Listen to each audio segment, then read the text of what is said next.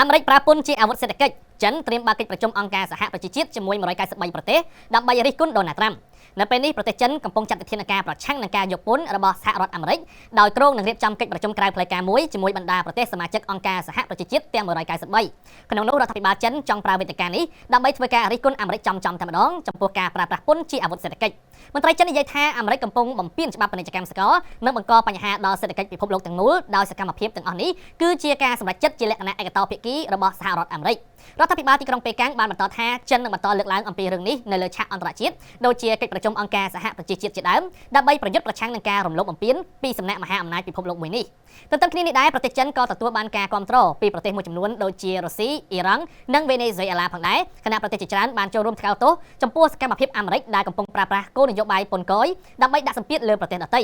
ប្រទេសទាំងនេះនិយាយថាសហរដ្ឋអាមេរិកគួរតែបញ្ឈប់សកម្មភាពតាមតែទំនឹងចិត្តនេះព្រោះថាវាកំពុងបង្កផលប៉ះពាល់ដល់កិច្ចសហប្រតិបត្តិការពិភពលោកនិងការធ្វើពាណិជ្ជកម្មដោយសមាភិប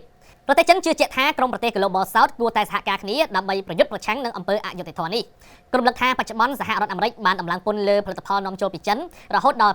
245%ហើយជាការឆ្លើយតបចិនក៏បានដំឡើងពន្ធលើមុខទំនិញមួយចំនួនដែលនាំចូលពីអាមេរិកដល់125%វិញផងដែរភាពតានតឹងពាណិជ្ជកម្មទាំងនេះកំពុងបង្កផលប៉ះពាល់ដល់សេដ្ឋកិច្ចពិភពលោកជាមួយគ្នានេះអង្គការពាណិជ្ជកម្មពិភពលោកបានព្រមានថាការខាតបង់ដោយសារតែសង្គ្រាមពាណិជ្ជកម្មគឺអាចរាលដាលធ្ងន់ធ្ងរប្រសិនបើពិភពលោកបែកខ្ញែកគ្នាហើយក្លាយទៅជាប្លុកសេដ្ឋកិច្ចប្រកាន់បកពួក